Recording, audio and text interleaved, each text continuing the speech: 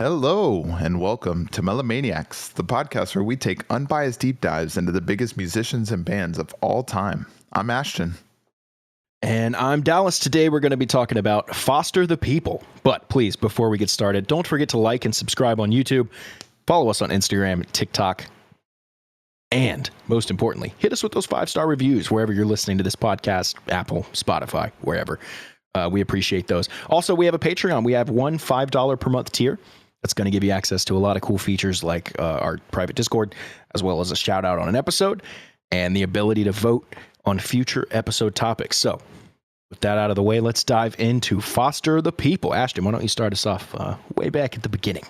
Yeah, wait at the beginning. Real quick, before we do dive in, what is your background on Foster the People? I think you just know a couple of songs, right? Yeah, the main two, I think, Sit Next to Me is my favorite song by them, and just one of my favorite songs. I really like that song. And then Pumped Up Kicks, never really liked that song myself, even when it first came out, and am now just super annoyed at how many times somebody walks up and is like, did you know it's actually like a really upbeat song, but it's about something really dark? Like, that's just like so hacky at this point. You're like, hey, bud. I've probably heard 25 different people have had that conversation word for word with me, and I'm just nodding along like, oh, wow, that's crazy. Oh, that's nuts. I haven't heard that before ever. That's so crazy. They also must be the first band to have ever done that, huh? My brain is just somewhere else entirely, and my mouth is just on autopilot, say whatever ends this the fastest. Yeah, I'm with you. But I do usually skip. I love the first album. It's my favorite album. But I usually do skip Pumped Up Kicks. There's so many other good songs on that album. Yeah, and that's not me being hipster, oh, dude, you got to listen to the deep cuts, not the hits. Plenty of bands, their hits are their hits for a reason. I'm just not a fan of that song, really. It's fine. There's nothing wrong with it. It's just not something I'm going to go listen to. I hear it enough in the mall, I don't need to go find it. Yeah, I liked it when it first came out, and then as it quickly got onto my list of songs that are just overplayed and I don't want to hear again. So, well, now that we made everyone upset out there. Well, what's your background with them? I started listening to them a little bit through college, actually. I want to say around that time. And that was when I was listening to their whole first album, and I really enjoyed their first album quite a bit. So I've always listened to their albums when they've come out, but the only one I really see myself going back to is that first one.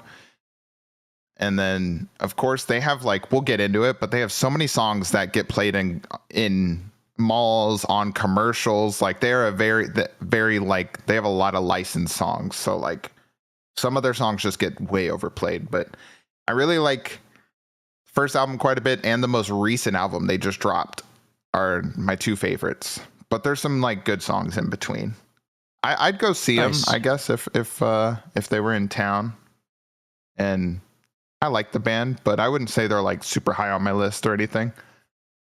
So with that, I'm gonna jump back to the beginning with good old Mark Foster, if that hints at anything with the name, who was born February 29th, 1984 in Milpitas, California. I believe I'm saying that right. That's a pretty good guess. Yeah, and I would have said Milpitas, and that can't be it. That's a terrible name. Milpitas sounds right. Anyways, he actually grew up outside of Cleveland, Ohio. And as a kid, he was in the Cleveland Orchestra Children's Chorus. That's a mouthful. What would that be? COCC. The old cock. Also not appropriate for the That's children's not good. Chorus. Yeah. Come name it something different. Anyways, he do you want to join the COCC? COCC. Come over here and suck on our. That's what the t-shirts are, Jesus. It's we can't have that. We're gonna need to move this to Akron or something just to get that first C out of there. That's perfect. Anyways, so he sang in the chorus. He also played drums, guitar, piano, just the full works. And he was in a few high school bands, but none of them really stuck. And he actually ended up graduating from Nordonia High School in Macedonia, Ohio. It's so crazy how many towns and places in the States we have that are just other places as well, you know? Right. Macedonia. Macedonia. Anyway, after graduating, Foster's father encouraged him to move in with his uncle in the San Fernando Valley, which is a neighborhood of Silmar, Los Angeles, and pursue music. That's kind of the place to do it. So, you know, here at the show, we've seen it a few times. It's not the most common, but we love seeing a parent who kind of supports their kids' musical dreams. Was the other one Doobie Brothers? Yeah, I believe so. I can't remember which one. I think it was Tom. But anyway, he was asked about his back to the Foster the People. He was asked about his reaction to moving to LA, and he said, quote, "You really got to have a strong sixth sense, that's hard to say, to be able to kind of navigate the waters, because the weird thing about LA is just, especially in Hollywood, it's just like the entertainment industry is kind of bizarre. It was the first time that I realized that people that were mentally ill also happened to be in powerful positions," end quote. Yeah, that's super true. Yeah, I was gonna say he kind of just nailed it, dude. Yeah, like you hear about it, but then going there and being a part of it's got to be kind of a wake up call. Like, oh wow, they weren't kidding. You know what I mean?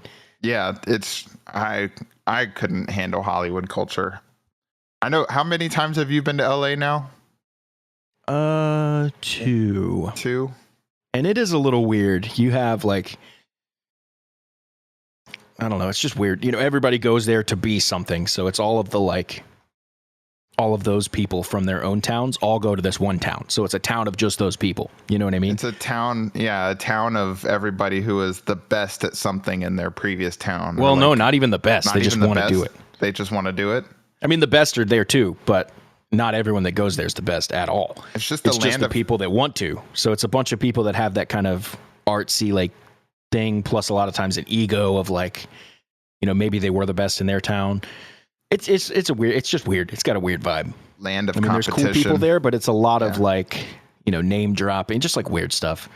So yeah, not my scene for sure. No, yeah, you know, we're Southern boys, so it's a different vibe here. Yeah, true. So, anyways, it's very much nicer here, I think. I agree. I definitely agree with you. So, after about a year or two of living in the Hollywood culture, Foster found himself struggling with drug addiction, as most people do over there. And said he was in pretty dark times in his life, and he finally had enough, got clean. So he was like, already went through the whole drug thing from like 18 to 19 to 20-ish. And there, dude, that's pretty good. I mean, some people go 18 to like 45. Yeah, right. That's pretty good that he got out of that so fast, you know?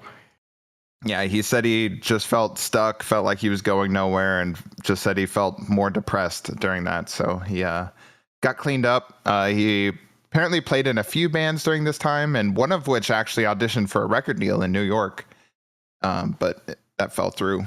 And then around the age of 22, he was contacted by Aftermath Entertainment about showcasing his musical talents, but that opportunity fell through. And it's just feels like the story of being in LA, you know, like the LA maybe type of thing. Yeah, that you exactly. named your band after. Yeah. That nothing is for sure. Nothing is ever certain. And I don't know. Or it's easy like, to brush people off. It's hard to describe. Yeah, it's hard to describe, but it's like, people will tell you like, oh, this is 100% for sure, definitely gonna happen. And then the LA maybe is the invisible parentheses after it that nobody says, but everyone does. And that is parenthesis, unless something better comes up. Yeah. True. And that's how it is out there, which is very weird. Yeah. So after this, he stayed in LA and was waiting tables while dealing with some writer's block. And then he actually landed a job writing jingles for commercials at Melomaniax. I think I said that right. Yep. Mophonics sounds like the sequel to like Hooked on Phonics. Yeah, Mophonics. You got phonics, now get some Mophonics. Mophonics. So, even Mophonics is the third one. I need that commercial. We'll make that commercial someday. Right? That'd be a good shirt. Anyways, this makes so much sense to me about the jingle writing, because like I always hear Foster the People songs on commercials and things like that. So like it's crazy that he was writing jingles for commercials and whatnot, and that definitely directly influences songwriting in general. And yeah, for sure. I'm not sure I'm as familiar with the ones that might have been on commercials. It might be one of those things where like I've heard them a million times and didn't really connect the dots. I could probably play them. Of yeah. Oh, for sure. It reminds me of we're definitely gonna do the Black Keys at some point. And this funny meme, it always makes me laugh every time it comes across my feed. It just says Black Keys cut straight to the chase and name their new single Ford Commercial. That's so good. It's like, that's so true, dude. Dude, I love that. Now, so we've kind of established a little bit of Mark's background there. Now it's time for the official formation of the band Foster the People. So Foster started the group with drummer Mark Pontius, who was a film student, and he actually left his group Malbec to start the new group with Foster in the fall of 2009. What were we doing in the fall of 2009? Dude, what year was that? Was that junior year? I think that was the year. I think that would have been your first year having lived up here. Because we saw... No, that was like 2006. Never mind. Yeah, I'm trying to think. I know fall of 2009. We were sophomores, I think. I was watching a lot of football. Junior. We started high school in 2007. This is so weird. I associate the year to how the Vikings did, and that was the year we had Brett Favre and went to the NFC Championship. Oh, nice. So that was my junior year. That's a pretty funny way to keep track of time. Right? Well, while we were watching football, Foster was playing shows and supporting his solo album, and that caught the attention of Pontius. He was impressed with the wide variety of genres and diversity of songs that Foster had written. So Foster had always had an eclectic writing style. Pontius put it like this. Here's another quote. Some were on the guitar, some were on the computer, but it was this really awesome singer-songwriter thing with a tricked-out beat, and I felt we could go wherever we wanted with this. End quote. Yeah, so Foster the People, or Foster and the People, and you heard me correctly there, played their first show on October 7th, 2009 at the Dakota Live Music Lounge. They mainly played a set list of songs that Foster had written for his solo album, just kind of made it the group's songs. And the first iteration of the band included Foster, Pontius, and producer Zach Razon. Why are they killing me with these names? Is it just Reason? Heligman? I don't know. Is it just Reason, you think? Oh, yeah. Right. Yeah, probably Reason with the Z. Heiligman. Heiligman. I'm guessing. I don't know. Well, that sounds right to me. That one's weird. But yeah, you're right. Why. These names are... here comes... I just looked ahead. Here comes a name you'll definitely get. Oh, yeah. Then they added a bass player shortly after, and longtime friend of Foster, Chubby Fink. What a bass name. Dude, Chubby Fink Can we even think of a better bass player name? I don't think so. Chubby Fink is just flawless. Saying you can't even say the name without making the face that a Chubby Fink. You know what I mean? Like you're making bass player's face when you say it. Jeez. And so Reason. Fun fact: he didn't even play bass. He was just like, "You got the name. Here's a bass." You know. And he just knew how to play the three notes that are required. Yeah, it's like that South Park bit. And so Reason would only remain in the band for about a year and is credited with co-writing the song Miss You. And so now, like I said before, the original band name was Foster and the People, but due to people always mishearing it as Foster the People, Mark Foster just adopted the adaptation. So then they just started going by Foster and the People. Dude, I feel Foster that's so the hard. People. Like just that, or yeah, I even confused myself there. Foster and the People to Foster the People. Just get rid of that extra word. We're at about 50% of people think our name is Bourbon and Sons. Like, where's the and? There's no and. And also, we're not a law firm. Like Bourbon and Sons, dude, that does sound like a law firm. Bourbon and Sons. Like, come on. Oh, dude, you guys have to anyway, show up so I feel it here. You got to show up to the set, all suits, briefcases. Like, oh, we just got back from the firm.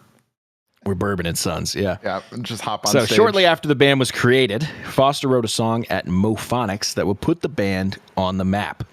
Pumped Up Kicks was posted to Foster's website as a free download in 2010. The song would gain a lot of attention, and additionally became the track for an online advertising campaign that belonged to Nylon magazine. Emails were flooding Foster's inbox, and he felt like he needed guidance, so he reached out to Brent Kredel. Kredel? I don't know. An artist manager who worked for Monotone Inc. So he's got Mophonics, Monotone. We're racking up some M's here. And he asked, quote, "Everyone is calling me and emailing me. What do I do? Who are the good guys? Who are the bad guys?" Yeah, that's the LA question right there. Right. So Kredel and Brett Williams were hired to co-manage the band. Foster the People would be arranged to meet with Warner Brothers, Atlantic, Columbia, and Universal Republic. They ended up going with StarTime International, an imprint of Columbia. The record deal included multi-album recordings and did not involve ancillary rights. So Foster would control the publishing of the songs in North America, while Sony ATV Music Publishing would control publishing outside of North America. I mean, I don't have all the details of the deal, but that's a pretty damn good deal for a band that's not really like done anything yet. Dude, you'll learn. They had the easiest go with labels that anyone's ever had, like ever. I don't know why, but they just like completely avoided all the classic label horror stories. Yeah. They're looking around at all their friends like, why are you guys having so much trouble? This is so easy. Right? Exactly. What did you guys do wrong? Yeah. So I think he did the right thing reaching out to someone for advice, though. You know, he asked the exact right question. Like, hey, everyone's after me. Who's good? Who's bad? Now, the thing is, you got to make sure you ask that question to the right guy. Because what if you ask that one to a bad guy, you know, like Elvis did, you know? So, who knows? It's all bad. Yeah, so I mean, that was quite a lineup of labels that they had to choose from. That was like Warner Bros., Atlantic, Columbia, Universal. Like, goodness, that is the lineup, honestly. So, anyways, the band was given time for their first album. They actually said they didn't want to rush them, rush the success of the one song and just put out a bad album. So they actually gave them quite a bit of time to put together their first album. And they decided to pick Paul Epworth, Rich Costley, and Greg Kirsten to co-produce the record with Mark Foster. And they released a self-titled EP in January of 2011 that included the tracks Pumped Up Kicks, Houdini, and Helena Beat. And anyone who purchased this EP were actually able to apply that purchase to the purchase of the debut album. So it was like a little discount if you bought the EP. That's interesting. I've never heard of that. That's cool. Me neither. And that's why I included it in the thing today, because I was like, that's really cool. Why doesn't everyone do that? Yeah, exactly. It's like your like down payment. You get a couple of songs and then you get that, off the total purchase price. I thought that was pretty genius. So anyways, the debut album Torches was released May 23rd, 2011, and it would peak at number 8 on the Billboard 200. So pretty good for just an out of nowhere band. The album went 3 times platinum in the US. And fun fact, by the time the album was released, they had already licensed about half of the album out. And remember, Mark Foster handled the licensing himself, like within North America due to their deal. So like they killed it. So Pumped Up Kicks was licensed to Gossip Girls, The Vampire Diaries, the movie Friends with Benefits, and the show Entourage. The song Houdini was licensed to Gossip Girl. The song Helena Beat was licensed to The Vampire Diaries. The song Don't Stop, Color on the Walls was licensed to Suits, and it was in a Nissan commercial. And finally, Call It What You Want appeared on FIFA 2012. So like, dude, let the royalty money flow. They were killing it, man. Like literally 6 songs like on their album were just out there before the release of the album. So all those tracks as well were singles, and we'll talk about how they did on the Billboard. So Pumped Up Kicks, definitely their most famous song of all time. Hit number 3 on the Billboard 100.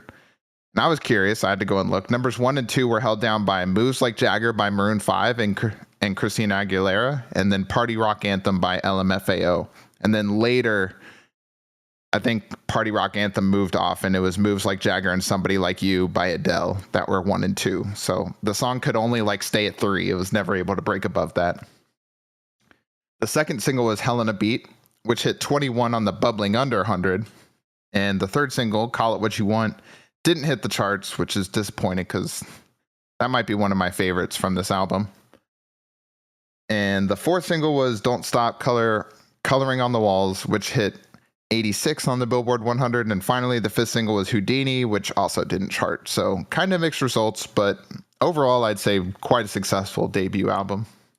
Yeah, even those ones that didn't chart, the licensing kind of makes up for that, I guess. So prior to the release of their album, the band had been doing a ton of touring and even landed some late night talk shows like Last Call with Carson Daly, The Tonight Show, Jimmy Kimmel Live, and The Late Late Show with Craig Ferguson.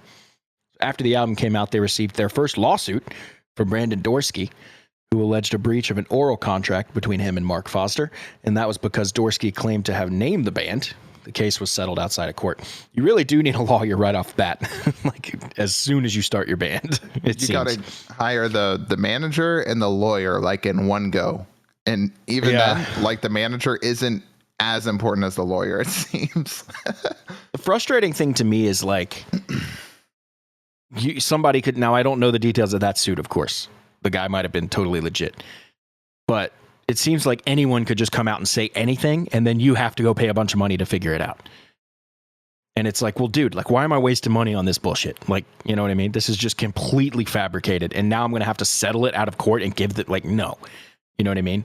Yeah. So I'm guessing if I had to put this one together in my head, this is probably a friend or something of Mark Foster, and they were talking band names, and, you know, Foster and the People was the original title. And, you know, that makes sense for, like, we see it all the time, like Tom Petty and the Heartbreakers and whatnot. Like, that's the style and formatting they were going for the initial naming until the and was dropped. So then it became that. But I assume it's like that, like, you know, they're all hanging out. He goes, what about Foster and the People? And they're like, yo, that's awesome. And he goes, if you guys ever make it big, you got to pay me. You know, type of like bullshit. And then because it said an oral contract, like oral things. So like that's the only thing I can think is they were just like, I named the band, you know, so if you make it, I got to get money. It's just people being ridiculous. Yeah. I mean, the other way is it's LA. He could just be some leech.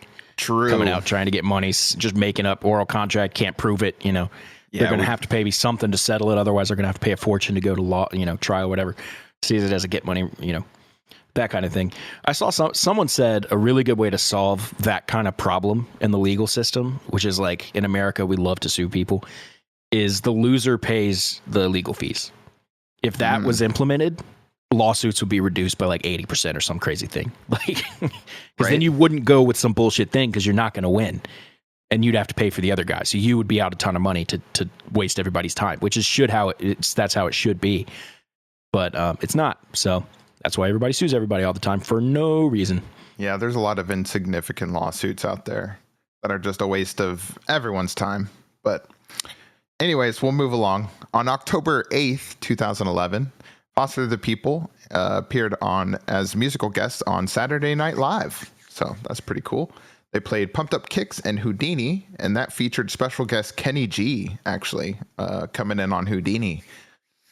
And they would later earn 2 Grammy nominations, where they ended up playing with Maroon 5 and the Beach Boys at the Grammys in celebration of the Beach Boys' 50th anniversary.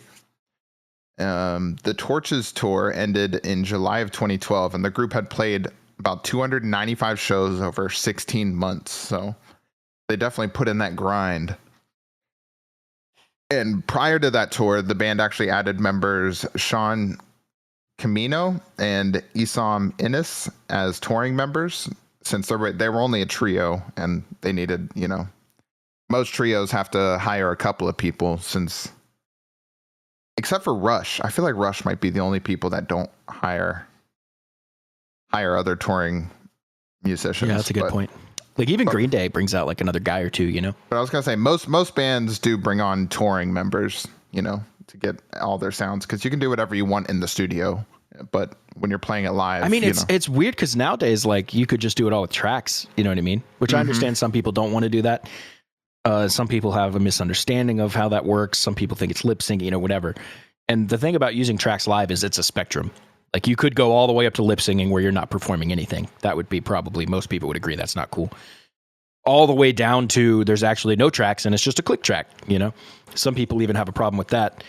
We, in my band, and a lot of people have this same idea that I've talked to on the road, we like to use tracks for things that we just can't do ourselves. So, you know, keyboards, shakers, all sorts of stuff that we can't do, but will make our stuff better. We like to throw that on the tracks. I like that. So after the album was released, Mark Foster and Esam Innes would actually do a side project together under the name of Smims and Bell. And the only song of note from them was a remix of Lana Del Rey's Blue Jeans. And you can find that on Apple Music. Nice. Now it's time for Foster the People's second album. Mark Foster announced it would be released in 2013, but the label would actually ultimately push that release to 2014. And that was called Supermodel. It'll be released eventually on March 14th, 2014. That album actually peaked at number 3 on the Billboard 200, and it had 4 singles. Let's go through them now. The first was Coming of Age, which hit number 3 on the Bubbling Under, so that's 103. The second single was, Pseudologia Fantastica. That actually didn't hit the charts because no one could spell it. The third single, Best Friend, also hit the Bubbling Under at 19. And the fourth and final single from the album it was Are You What You Want to Be? With a question mark. And that also didn't chart, but it did earn a spot in FIFA 15. I played FIFA 15 so much, and I have that song locked in. It was the song that when you boot up the game, that it's the first song that plays. Dude, one of my band's songs got that spot. We got licensed. They actually licensed 4 of our songs for this video game. And I did not know until I bought the game and booted it up that we were the intro track. Oh, that's awesome. And then the 3 others just cycle. It's a racing game. They cycle as you race. But as soon as you turn on the game, it's our music blasting you in the face. And it was like, oh, nice. That's cool. Like, yeah, I like that. Me and my guitar player got it. And we just bought the game because I was like, support the guys, and it's cool. Booted it up on my Xbox, hit play. We're standing in my living room, and there it is. We're like, oh, dude. That's got to be a sweet moment, because that song is like forever in my head because of that game. You know what I mean? Like, how many songs we got to go back and dive into the soundtrack for NFL Street, dude. Yes. Yep. Dude, Limp Bizkit and stuff like that. I think if we were to go back and look at the track listing, we'd be like, oh my gosh, that and the Tony Hawk games. And for me, it was Grand Theft Auto 4, but also 5, but 4 mostly. So many songs and stuff because you're driving around a lot in those games, and the radio's on. And you could cycle through the stations. You know how you do it, and so many. It'd actually be worth doing. The greatest video game soundtracks. I was going to say we should add that to one of our off episodes, because there's a lot of games back in the day used to have some great music. It gets a little more complicated now with licensing and stuff like that nowadays, but back then it seemed like really easy to get big songs on your video games. So that'd be a fun dive, is to dive into all of our old PS2 games, dude. And all their soundtracks. Got it on the list. Sweet. All right. So about a week after their second album release, Mark Foster announced that they were working on a third album. So basically immediately, they listed their first album as like an electropop. Second one, they kind of identified as rock. So they said their third would be leaning more towards like a hip hop sounding. So it kind of like his eclectic writing style coming through in all their albums, loves to write in different styles all the time. So later in September of 2015, Jacob Fink announced that he was leaving. The chubby Fink, unfortunate, leaving to pursue other things. And according to Mark Foster, his departure was less than amicable, because the two were close friends and barely kept touch afterwards. I think Fink did like a statement to the fans, thanking them for everything. But I think Mark was a little upset because they had done so much together. And I guess Mark dated Fink's sister for a little while, and they almost got married, and that Fink's parents were like a second set of parents to Mark Foster. So I don't know. It seems like it took Mark by surprise. And so there wasn't the happiest splitting there. And so I wonder what the real reasons were behind the scenes. We'll never know. But anyways, Mark Foster co-produced the soundtrack for the film Little Boy, also in 2015, a little after this. And that included Mark Pontius on one of the tracks. And then the band released 2 standalone singles, the first being Ruby, which is now on the anniversary deluxe version of Torches. and The Unforeseeable Fate of Mr. Jones. So I actually just had heard Ruby for the first time. Pretty good song, because I discovered the anniversary version of Torches while doing the discography research for this. I didn't even know they had remade that album, and so now it's even better.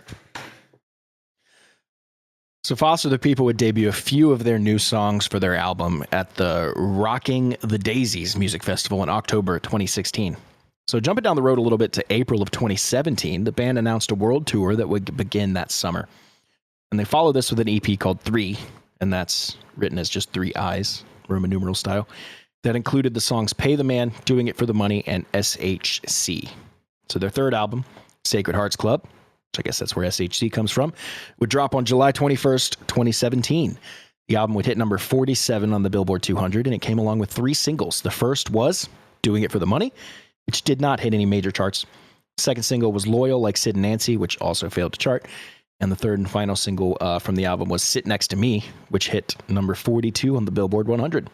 Sit Next to Me is their biggest hit outside of Pumped Up Kicks, I believe. And as I said at the very beginning, that's one of my favorites. Yeah, I think that one got... And there was enough time. I mean, that's almost a decade between Pumped Up Kicks and Sit Next to Me. So when I heard the song, I had no idea it was Foster the People the first couple times I heard it. And I was like, I like this, so I'm going to add it. And I was like, oh, nice, it's them. You know? Yeah, so that one got, I think, like second most streams to that. And both songs had very similar patterns on the Billboard. So like they were both released, but didn't actually blow up until many months after they had been released. It was like a slow, like, build up, basically, is what he was saying. Like, that's interesting. He didn't think it was gonna. He didn't really think "Sit Next to Me" was gonna be any kind of a hit, and then it just like it just ended up becoming pretty big, hitting a lot of radios and stuff. Yeah, that one, song that has one's some pretty like Bee Gees memorable. vibes to me, almost. Like he goes into his Bee Gees sound a little bit with his voice. Oh yeah, for sure. Yeah, you can definitely Really cool. hear some Bee Gees inspiration. I didn't mention it, but the Beach Boys were actually one of his biggest inspirations as well, which I could also like see perfectly right along with there.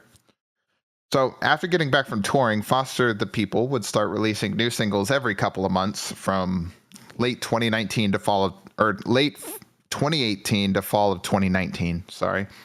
The band released Worst Nights, Style, Imagination, and Pick You Up. And I remember when Imagination dropped, I loved that song, got super hyped for a new album, but we're still 5 years out from that point of time before we would get that album. And most of Foster the People's songs are measured by streaming downloads, which is kind of how like most songs are measured nowadays for success. And so on that front, Imagination was actually the most successful of all of those, having 110 million streams on Spotify and over 80 million views on YouTube. So not bad. That's quite a few eyeballs. So sometime in 2019, Foster the People left Columbia Records. The band is now operating fully independently. And this was revealed to the public on Mark Pontius's podcast. The whole band feels pretty lucky that they never had to deal with the horror stories of labels, like we were talking about earlier, from forcing the band into unwanted collaborations or making them rush to get an album out. That's kind of how the music industry has shifted in general. So they're still powerful, but not as powerful as they used to be, and there's less gatekeeping. The band continued to pump out singles. The next single released would be It's Okay to Be Human. That came out March of 2020, which is right there when COVID hit, and that's what the song tackles, the topic of COVID. A few months later, their next single, Lamb's Wool, would be released. 2 months later, they dropped another single called The Things We Do. This song was about police violence and racial inequality in the U.S. That would have been right in the heart of that in that summer of 2020. All proceeds from the song were split among 4 charities: Black Lives Matter International, the Bail Project, Rebuild Foundation, and the Underground Museum. One more single will be released in late 2020, right before their 4th EP. Under the Moon was the final single before In the Darkest of Nights, Let the Birds Sing was released on December 11th, 2020. And the EP included a few of their recent singles and included a few new songs too. This EP was their quarantine project. We saw a lot of bands do similar things, and this was theirs. Yep. So in November of 2021, Foster the People released an anniversary album for Torches called Torches X, or 10. I believe it was their 10-year anniversary. And that included some remixes and some standalone singles. And like I was saying before, I just discovered that they had an anniversary version of this, and I love it to death. Actually, it's like all the classic, my favorite songs, and then more. So, um, also prior to the release of the anniversary album, longtime member Mark Pontius left the band to focus on raising his daughter. Yep. So on October 29th, 2021, the band collaborated with deadmau5 to release a single called Hyperlandia, which would end up becoming a small EP under the same name. That would include 5 versions of the same song, all with slightly different remixes. That's a really popular thing to do. And I guess it kind of gets credited as an EP, but it's really just a single, with the remixes and all that. Yeah, for sure. That's what I was thinking. Because when I looked it up to listen, I was like, oh, it's an EP. And then it was the song 5 times with like blank remix, blank remix, blank remix. Yeah. You know what I mean? I was like, oh. You see that a lot in the EDM space, especially. But it's a really common thing to do. It kind of gives, more bang for the buck. Like, hey, the main song might not chart, but hey, this 4th remix by Skrillex has a shot to go viral. You know what I mean? Like, yeah, for sure. So now that we're in current times, the band just released their 4th studio album on August 16th, 2024. So just like a month ago from when we're recording this. And the album was called Paradise State of Mind, and it hit 170 on the Billboard 200. So definitely fallen off, but came along with 3 singles. The 3 singles were Lost in Space, Take Me Back, and Chasing Low Vibrations. And none of the singles charted yet, I guess. I'll say yet just because they've had songs in the past that have been released and didn't blow up until much later. Not saying these have a chance to, but I actually love this album a ton because it's completely 70s inspired and has a ton of disco vibes. And so I love disco music. And so like getting Foster the People with like this mashup of disco sound is absolutely incredible to me. But that's just my, preference. So this actually is my 2nd favorite album by them, behind Torches, their debut. And I still think that some of these songs could climb maybe onto the Billboard 100. I just don't know how well disco's doing out there in current times. But other news, unfortunately now what determines that more than anything is like, does it end up in a viral TikTok dance or something like that? Like it's that kind of thing. If it doesn't have some sort of virality to it, it's unlikely, I think. That's true. So I think sometime, I don't know when this happened, but it's very, very recently, Sean Cimino, one of the touring members that became a permanent member, actually departed the band, but he did contribute on a couple of songs from the new album. And that catches up to today where they're still doing some occasional touring. I hesitate to call it a tour because there's like 8 shows listed over the next like year. So I think it's like different festivals, things like that. But get out there and see them, I'd say. So that's right. That brings us to our ratings. So if you're new to Melomaniax, this is the first episode you're tuning into. We rate every band we do a deep dive on, and we rate them in 6 categories out of 5 each. We average them at the end to get our total rating. Those categories are creativity, and we define that as how creative they are in their space, in their genre. Evolution, it's a little bit self-explanatory, but defined as how creative they were over time. Did they put out the same album 10 times like AC/DC, or did they, or were they more like Prince, where you never knew what you were going to get? And then replayability, so that's easy to understand. Cultural impact, also easy to understand. Someone like Taylor Swift ended up getting a 6 out of 5, where someone like, I don't know, someone else, I don't want to offend anyone, might get a 1, like me. Emotional connection, how much we personally emotionally connect to the content of the music, and then nostalgia factor, which is how much we kind of relate to. I mean, you know what nostalgia is. I don't need to over-explain it. Okay, so those are the categories. Ashton, why don't you start us off and let's alternate so they don't feel like we're just copying each other. Okay, so you start us off with creativity, and then I'll go, and then you go, and then I'll go. All right, so for creativity, I'm at a 3 out of 5. They're an indie band, so they write, indie bands have such a wide variety of, like, their genre kind of feels like it's genreless in a way that just like their sound can be so diverse. And so he's like pretty creative with, I'd say, writing in all the different genre styles that they have. Overall, his vocals are pretty locked into one specific thing, so there's not a lot of creativity there. But I mean, they're like kind of just right in the middle for creativity, in my opinion. Yeah, I'll match you with that 3 for a lot of the same reasons. Now I'm going to do Evolution. I'm actually going to give them a 4. I don't even know. I might even want to get. I don't think it's a 5, but I do think it's a little bit more than a 4. So I'm just going to round down to a 4. They went a lot of different places. They had a lot of different music to offer, and I think they did that throughout their career. So that's why I'm giving them a 4 there. Yep. And honestly, it could be a 5 for sure. I'm just going with a 4. Yep. I'm also going with a 4 for the same thing you said. Each album almost tackles like a different decade of music style with his writing. So like there's nothing sounds the same that they release. And so there's just true evolution of just writing, whatever he wants. All right, so for replay, all right, hit us with that replayability. Replayability, I'm at a 4 out of 5. I've got a lot of songs specifically from the Torches album that I have a lot of their hits just in my playlist that my wife and I listen to, but a couple of songs that we love. I love the song Waste, and we both love I Would Do Anything For You, which are both songs that weren't singles, but you guys should go listen to them from their first album.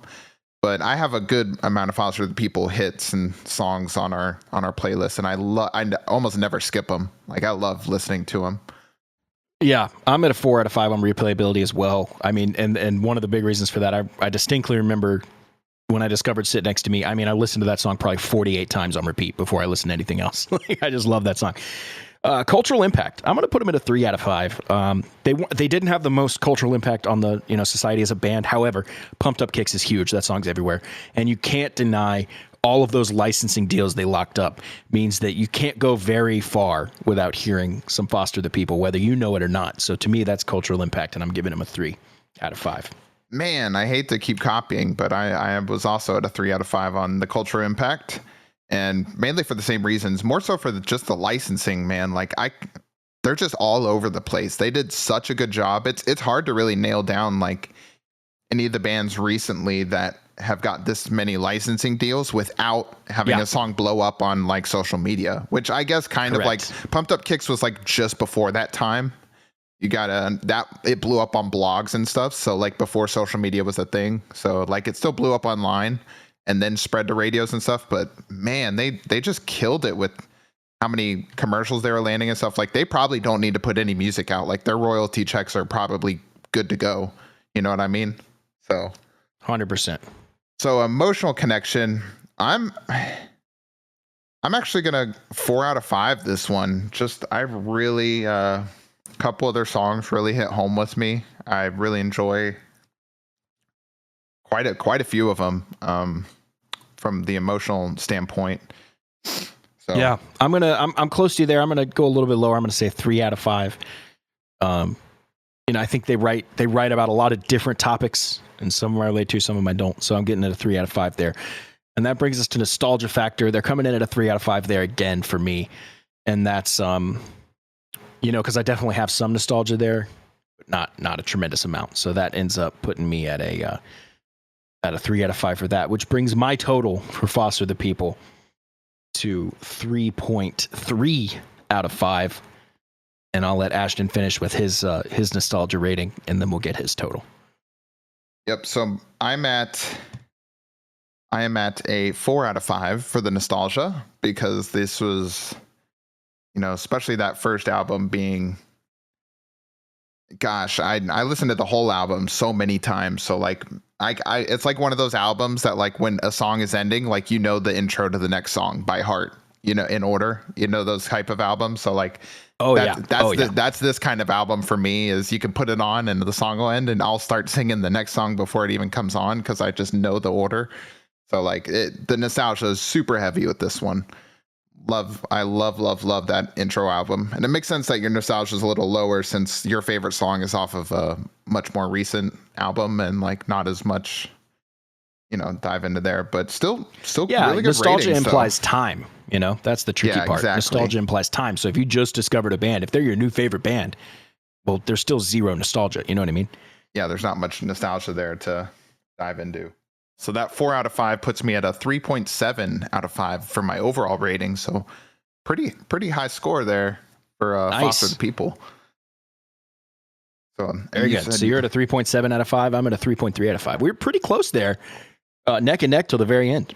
Yeah, for Till sure. it got to the personal impact of the band is a little bit different, but I think we totally agreed on the objective truths of the band, at least as far as we can. Yeah, at least as we understand it. So that's been Foster the People. A little shorter of an episode, but still fun nonetheless. Yeah, I mean, I like doing the big ones, the big episodes where there's tons of information. I like doing the smaller ones where there's not as much, like Sleep Token or Foster the People. So this was a fun one. I didn't know a lot about the band's history and band members and their history with labels and stuff. So that was fun to learn and discover. And also, like always, discover new music. That's kind of the main purpose of the show, you know? For sure. So awesome. Well, bring us home. I just want to remind you guys, you know, we're on YouTube. Hit us with those likes, subscriptions, and feel free to leave a comment. You know, we love that as well. Good for the algorithm, you know.